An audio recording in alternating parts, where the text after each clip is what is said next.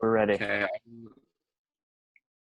start sharing my, just the window. You should see now.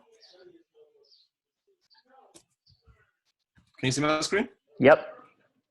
Yep. Hey, cool. So, yeah, please ask me questions. For folks who are watching, really, can you give the quick, like the what are we doing here? What are we looking at? Sure. So this is the diagram I made in order to get an overview of what actually is going on inside of Holochain. How is it implemented? Especially, I wanted to focus on those messages. So we have some DHT messages here on the left side and validation messages and gossip requests. Those are all messages which are being passed around both over the wire to other nodes and also internally. And I wanted to understand what is the flow of these messages, what data is attached to those messages. And in order to do so, I was going through the code and I was just found myself starting to map out functions and also these actions. So actually this is, well, I mean, this is not a sequence diagram. This is not a UML diagram. This is kind of a Nico diagram. So in most cases, these arrows you see here are function calls, but they also can be message passing over network. This membrane here, which is my local node I'm looking at, and I see other nodes over here, so other Holochain implementations.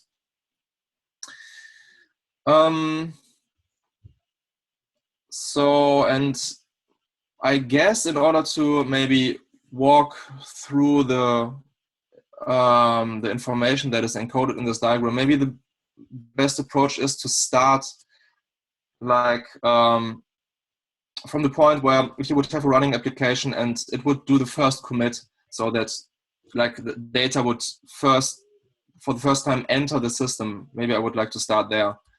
What you see here, these big boxes, DHT, chain, and Nucleus, that's actually also what you see in the diagram in the wiki on the first page. So the three main pieces of a Holochain node of Holochain.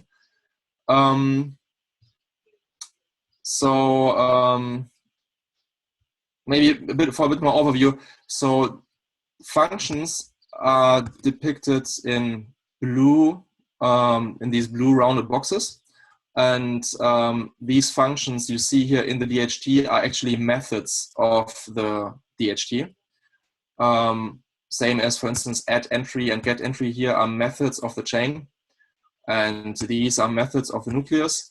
And these functions, which are just floating around here and have a little Holochain box on top, those are methods of Holochain. But since Holochain is the whole thing, at some point, I first had also a box for Holochain, but actually the whole thing is Holochain. Okay, so that maybe should give you a bit of an overview. So if we would now try to follow the flow of information, it all starts, as far as I can tell, it all starts with a commit in a Nucleus.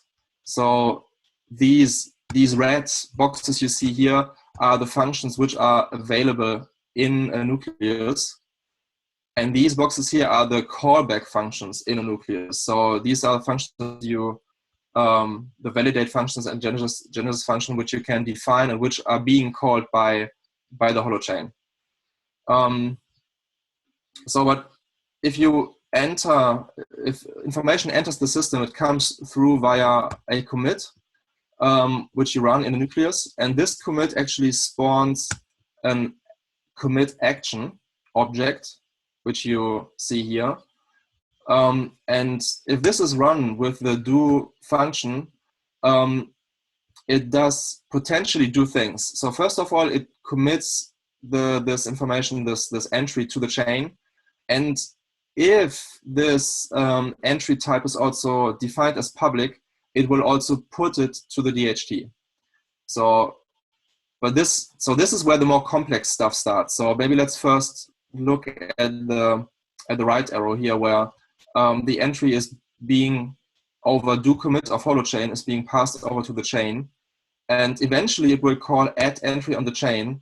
But first, it has to validate the entry. So and this is where we go over this arrow here to the validate action, which is also later on being called from the DHT.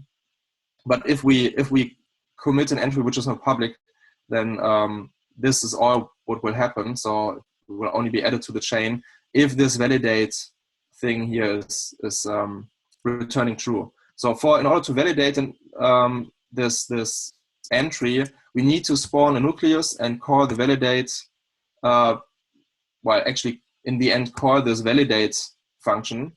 Yeah,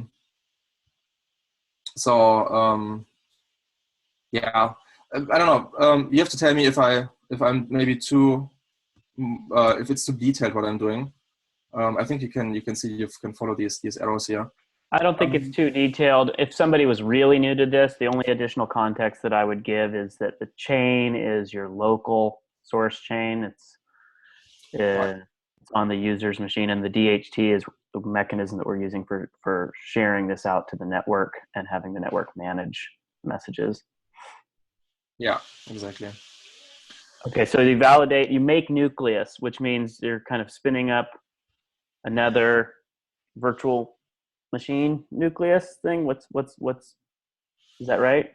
Exactly. So the nucleus is every time we need a nucleus, it's being spawned, and so that we have a JavaScript or Zygote engine running, and we're able to actually run the code that is the app code, which we need in order to validate. Because I mean, the validate semantic is different for every app, and that's part of the app, and that's being defined in this Nucleus code.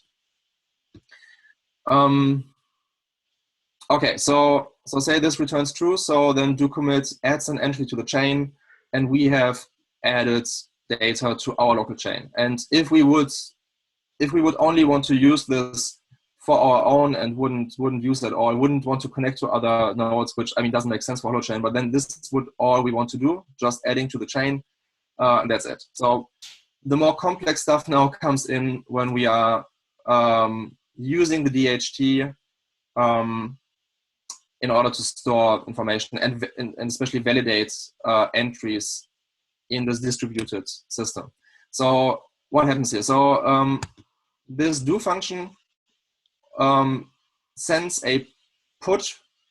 Exactly. So if we commit an entry, then it will result in sending a put request to the DHT. So, and this is actually something where I was, when I read the code, I was wondering, there's a send in the DHT and there's also a send in the Holochain, and the send in the DHT actually almost only just delegates to the Holochain. And I was wondering why this complexity. And the reason is that there's this find node for hash function that is, or maybe I can also zoom in here a bit actually. Oops. Yeah. So this is right now still quite simple, but actually this will implement the hash neighborhood. So if we want to put a new entry, we don't know if this entry should be stored on our node or on which other node. So this is exactly the DHT logic that we want to. Eric is joining. So what I realized in just hearing that is that one of the things that Arthur and I have talked about this is that it's possible that the way we implement this, no matter what, is that you always put to your local DHT node first. Yeah. And so right now, find node for hash just says me. And maybe that's what it'll always be. And then we let all the sharing happen through gossip. And we implement all of the neighborhood stuff in the gossip side rather than the DHT side, in which case we can probably remove this. and just have it be go to just like immediately you send to yourself. But I'm still not sure about that. So there's more to think about, but that is why there's that complexity. But I just wanted to mention that. Yeah. Cool, thanks. So what then actually happens is that this send of this put request is being delegated to the Holochain send function, and that is the code where this is like a multiplexer of some sort. So every send, be it from this function, there are also sends from this function. They all go to send of Holochain, and there we decide if the receiver is our node or if it's a different node. So, and if it's our node, it will directly call the receiver function that is made for this kind of message. So we have different kinds of messages: DHT messages, validation messages, and gossip messages, and they all have an according receiver function. So, and this send can either call the receiver directly, or by using libp2p, create a network connection to a different node and call that function there. So, and let's say we use this Holochain node on our own. We don't have any other nodes yet. So, or also we, as Eric just said, we store everything locally, which is what we're doing right now. So this put request will always right now result in a local call of DHT receiver. So we put our entry that is in the chain, we also put it to our local DHT. And you do see my cursor, right? I mean, I'm trying to, okay, awesome. So, and what happened here actually, we only had a commit action here, and this commit action created a put message, and this put message will at this part, so in this DHT receiver function, or actually there's another sub-function that does this, is being translated into an action again, an action object, which is, in this case, would be an put action. And that has a DHT request handler function, which calls the according DHT function. So for put, this is handle change request. And for link to, for all actions which are changing something. So what we're missing here are the delete and mod and delete link actions, just because it's the same as with these two, and this diagram is very crowded already. But it's different for get and get link. They have these get and get link functions that they call on the DHT. But every change request or every message that will result in a change of the DHT will result in calling this handle change request function. So, and this is where a bit more of complexity comes in. So we don't directly call the put method in the DHT for this put request, because we first need to validate. I mean, we validated before already here, but that was a validation of the commit before we put it into our local chain. At this point here, we don't really know where this message was coming from. I mean, we are now in the simple case where this is all locally, but actually this is depicted with this big arrow here. This DHT message could have also been coming in from another node. And that would also result in creation of this put action and in calling this handle change request function. And then actually we need to start the validation. And for this, we need to create a validation request message. So these are now these green arrows here. And please stop me if you're getting lost, if this is too fast. I'm just going on and just go through this whole process once. You're doing good. I just want to reiterate that one of the points that you just made about at this stage, the message could have come from a foreign node, right? From somebody else. Right. And you're in the gossip neighborhood that's responsible for holding on to a piece of content that hashes to this Right. address. And so that's why you're having to do the validation stuff again. Right. So that's actually one of the main reasons for this complexity we see here, and why it makes sense to have these action objects which are being created out of the messages we receive. So we have, I mean, with this send holochain and these receiver messages, this is like the how would you call this, the information backbone in the system, and the receiver doesn't care where this message is coming from, if it's locally or which other node. It will spawn the corresponding action for this message, and that will do the work that's needed. Okay, so, and we were at this point, so handle change request, we got a put request. So there's a put that is about to being done on this DHT, but first we want to validate. So we create a validation request message, which is being sent out by, again, using the holochain send. So, and in this case, since I'm still in this simple example where we are all on one local node, so this send will result in directly calling, so going through this route here to the validate receiver function, and calling this function with this validate. So we have a little asterisk here. So this would be a validate put request. So here you see all the 4 validate messages that are being processed here. So we have a validate put request. So validate receiver calls gets validation response on holochain, and that's first of all gets the corresponding entry from the chain. No, actually, wait. That might be wrong. Let's see what needs to happen here. I think what happens first is that it spawns the nucleus. Eric is coming over to help me. I think what's happening here first is that get validation response calls make nucleus in order to create a nucleus in order to call the validate put package function. Correct. So this is where we need information from the app developer. So in this validate put package, the app defines what information is needed for validation.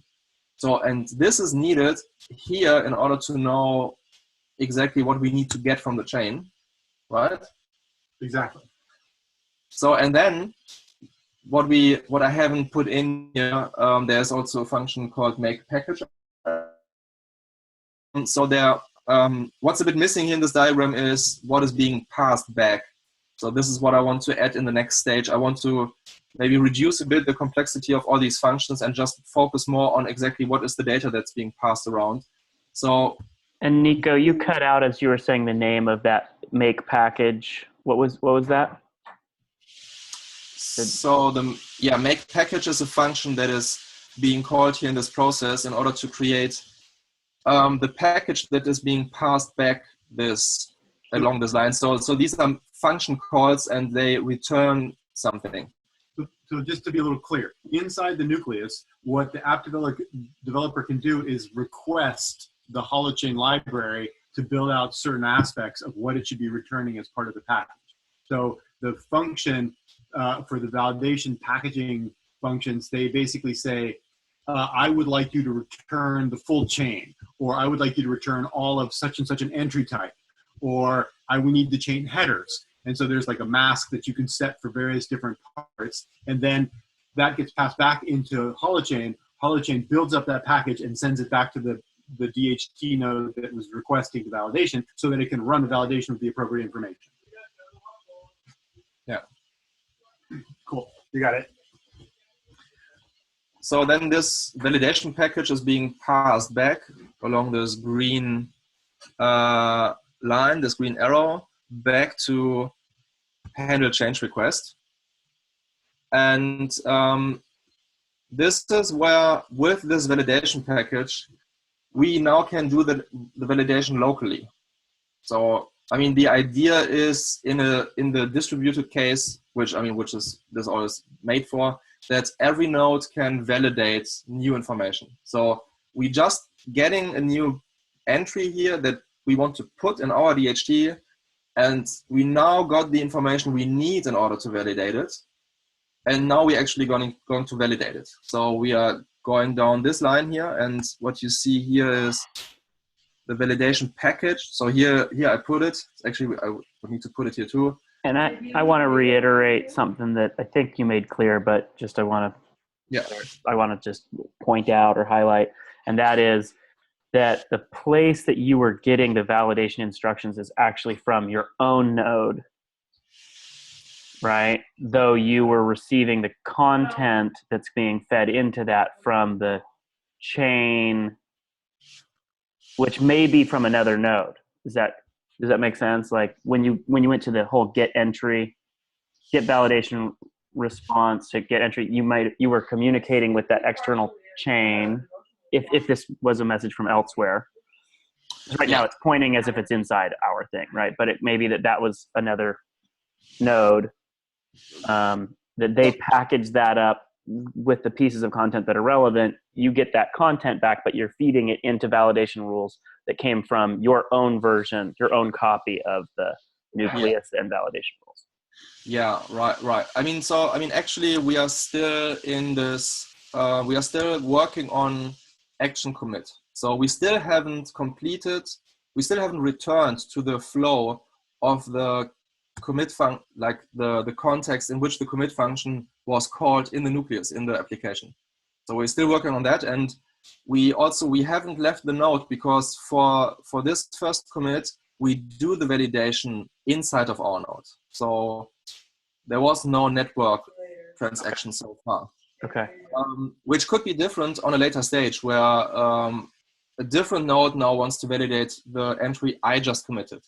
But I'm like in my head I'm starting off with a fresh installation of an application, and I'm doing the first commit, and that's what's all happening. Okay.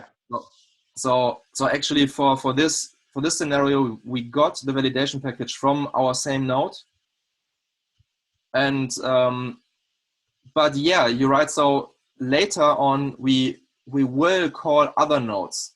So this green line here, at this stage where we do handle change request, we will go out and ask a different node for the validation package.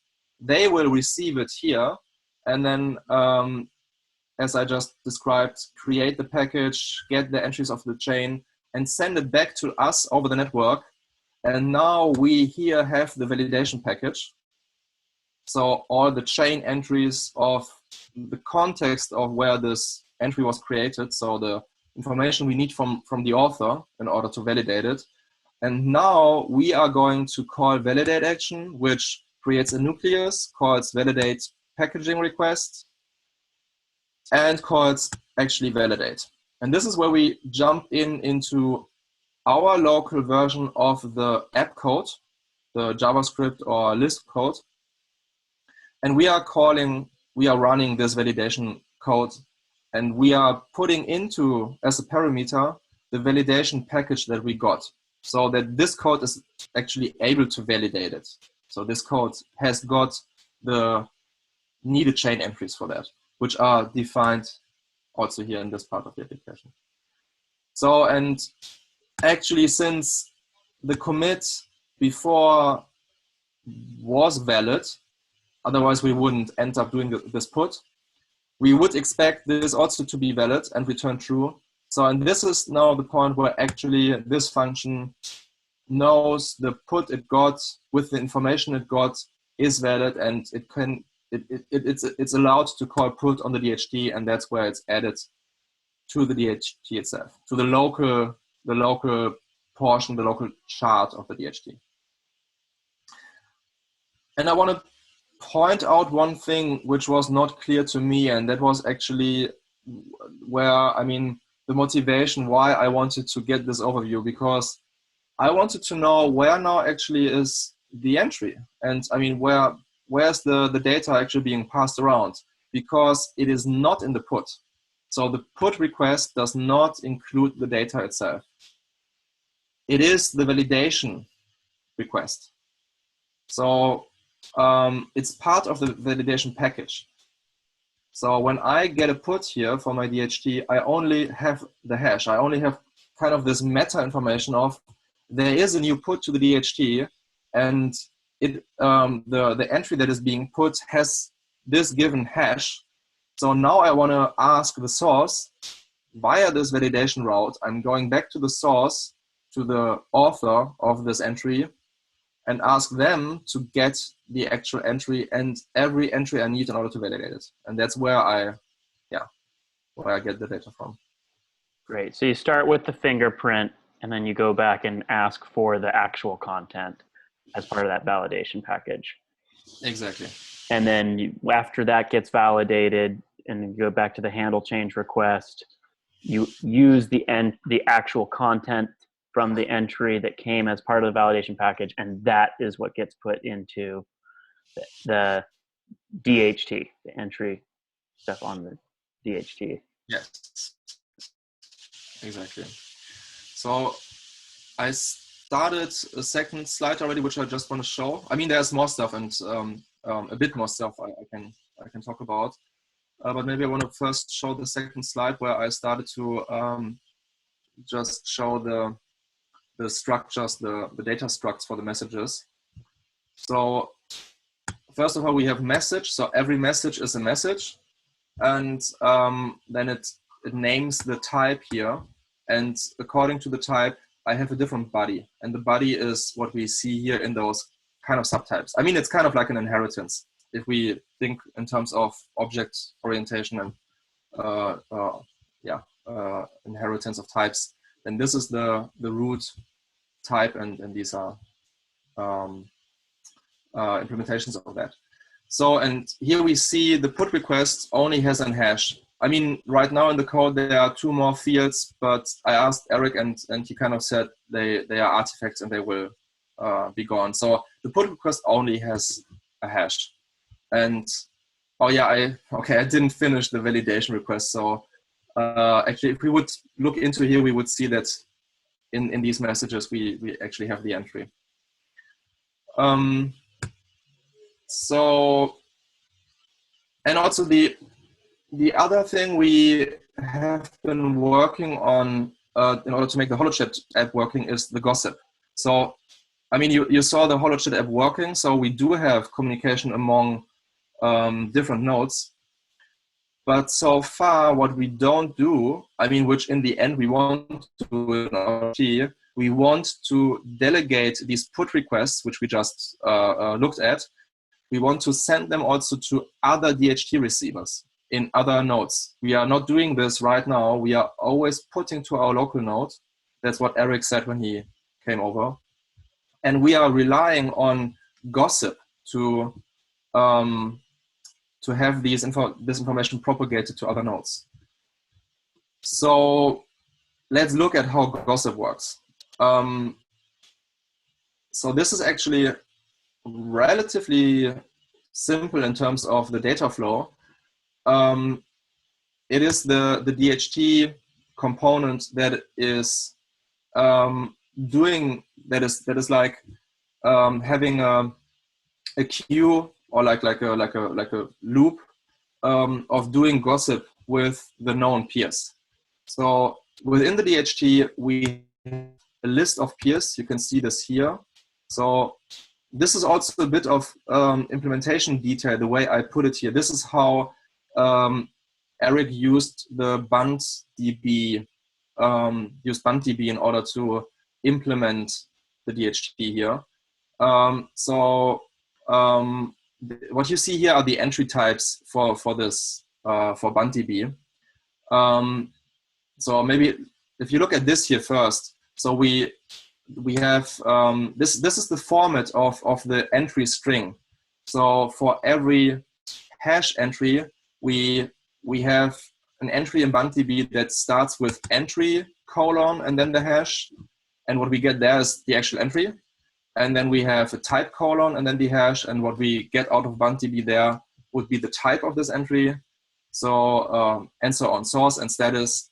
And we can also use BundDB and that's what Eric did in order to also save more information, not only the entries in the DHT, but also more like meta information that we need in order to have this DHT working.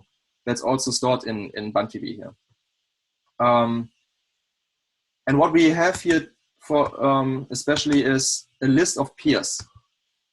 And peers are stored, the information we have, or the address of the peer is not its IP address or something, it's actually the agent ID of the other peer. And what the DHT is doing, it's like iterating over all the peers it knows and tries to gossip with them. So send a gossip request to this peer, which is being handled by gossip receiver. And the information that is being put into this gossip request is my index and your index. So what is index? Index is the is just a number that is being increased every time I have a new entry in my DHT. So I put it in here. So there's like a variable which is also stored in BunTV underscore IDX, which is the latest index. So this is just a number that increases for every new transaction that I have.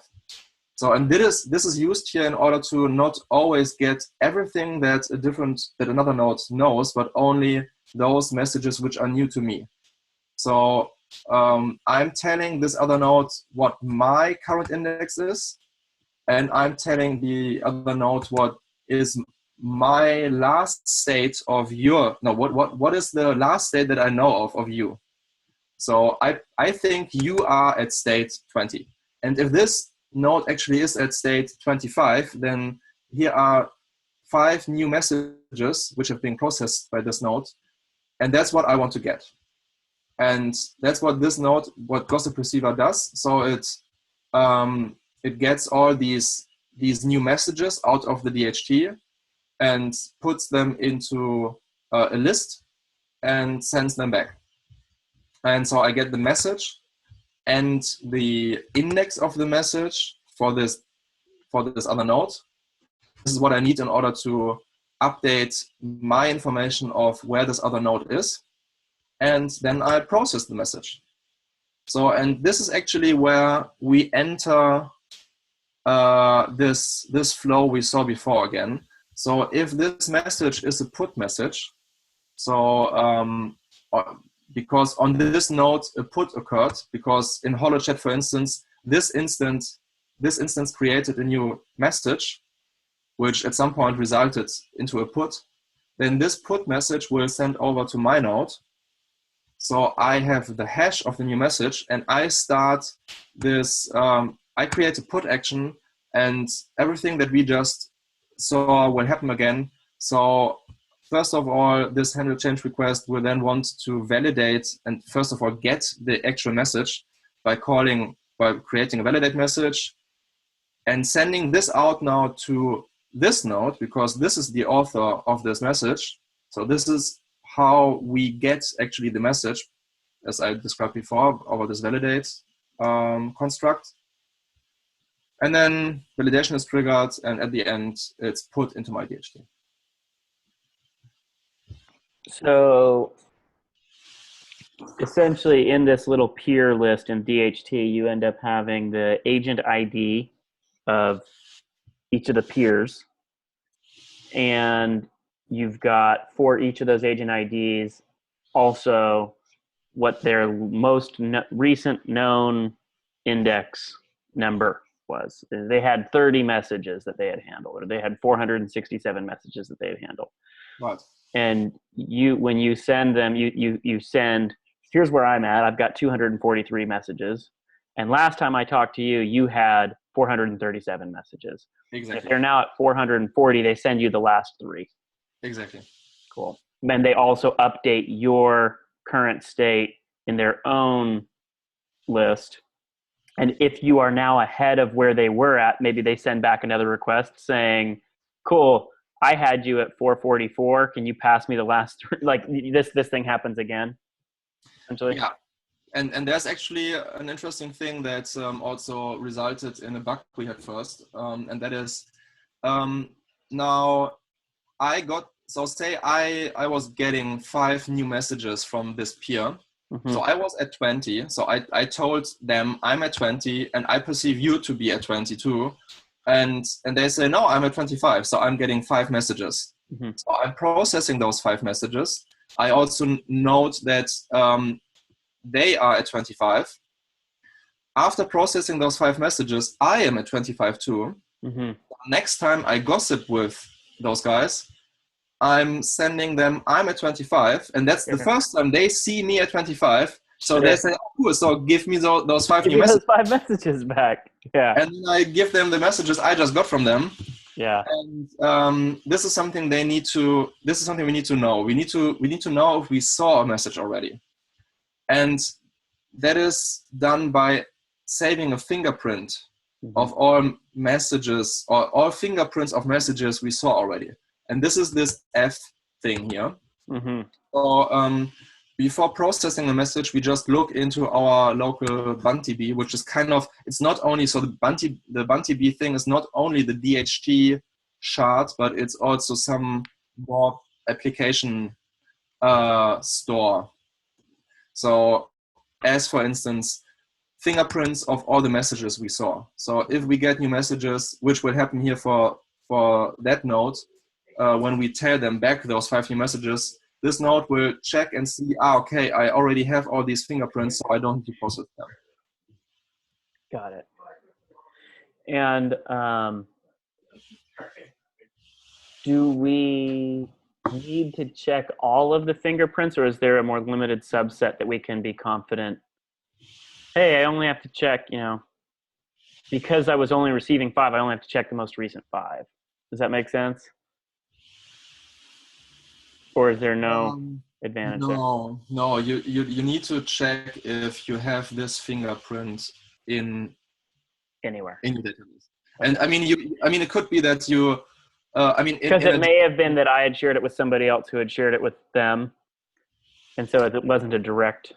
Exactly. I mean, in the end, it will be much more complex because it's a decentralized network, and some nodes are going offline, coming online again, and you don't really know what exactly the flow of the information is. Got it. Oh, yeah.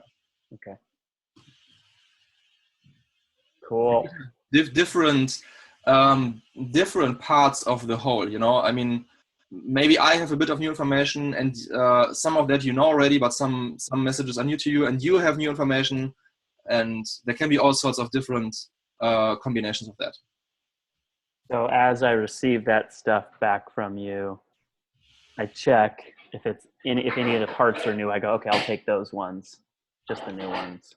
Yeah. I've got to do a comparison every time. Okay.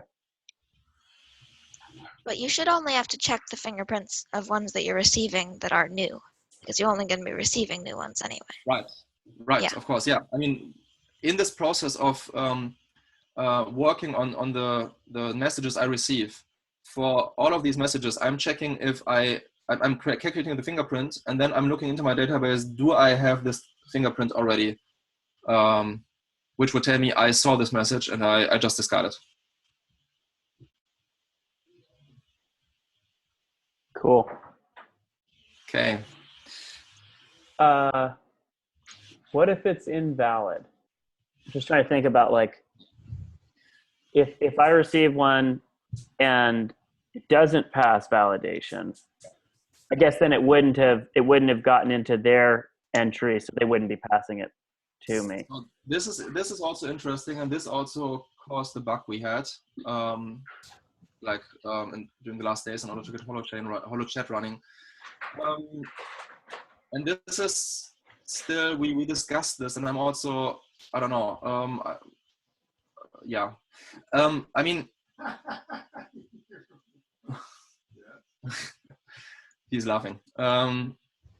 So right now we make sure that we get the messages in order, because if the node I'm getting those 5 messages from has validated, I mean, this node wouldn't share it with me if it wouldn't find them valid. So if these new message, if the ordering would be shuffled, it could mean that me going through the validation process would find those messages not valid. Because, for instance, you need to first create a room for HoloChat, and then you're able to create a message in that room. If I'm seeing the message before I have the room, I would say, well, this message is not valid because the room is not existent. So, so we argued, and I said the messages need to be in sequence. And Eric said, well, no, actually, what we would need to do is, if a message is not valid, we would need to store it as not valid and wait for other messages to come in and then reassess this, well, invalid message, because it might get valid then. So this is getting more complex there, but that's not implemented yet. So right now, if a message is not valid, it's just discarded. And that's why right now we need the gossiper to give us the messages in a sequence. But yeah, I mean, in a more complex scenario, well, what I said then is actually what we want is to have even more meta information on messages. So something like, I saw this message, I heard somebody else talking about it, and maybe even I can validate it with my own data I have, but I wasn't able to check back with the source, because what we do right now, we for the validation, we right now need the source of this entry. So we are calling back the author. Mm-hmm. And if the author is not online, we can't validate, mm-hmm. because we can't get the validation package. Mm-hmm. So I was saying, well, maybe we want to also ask, for instance, the gossiper we got this message from, just ask them for the entry. Mm-hmm. Then we could validate it and have it in some sort of like in-between state of, yeah, it seems to be valid, but we haven't checked with the author if actually the author created this entry. No, but this is still, I mean, this is not implemented yet, and I think there's still also a bit to discuss how to really implement it.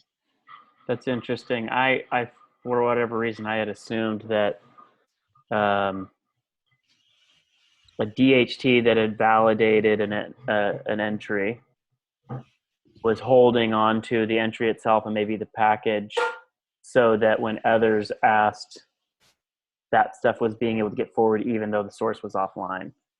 Exactly. That's what I thought too, and that's why I was surprised to find that right now. So say we have at least 3 nodes with HoloChat, and you, Eric, and I, we are all chatting in one room, and you create a message, and you gossip this message to Eric. Eric gets the put message, and in order to validate it, asks you for the real entry. He validates it, puts it into his DHT. Now I come online, and I connect to Eric first, gossip with him, and he tells me, well, there is this new message from Matthew. He gives me the put request, so I'm now trying to validate it. And I'm offline. You're offline, so I'm trying to connect with you, and if you're offline, my validation would fail. And right now, I would not ask Eric for the content. So yeah, and I don't know. I mean, as it's currently structured, does Eric have a copy? Is he holding onto? Would his node be holding onto a copy of that content and a copy of the package? Also have to be holding on to all of the packaging information that's needed. And that can get very complicated and very large, and I'm not sure we actually want to do that, right? So for simpler cases, I clearly am holding on to the actual entry, but I don't know if I'm holding on to all of the package. So this is part of the question of how much caching do we do, and how do we do that? Right. The validation package. Yeah. Right. So it's not quite as straightforward as what you're saying. Yeah. I haven't seen it in a few days. How have you been? Which is something where the VerDepp, so this application for hosting of apps on Holochain, comes in. where there might be an incentive to store these validation packages and entries and so on.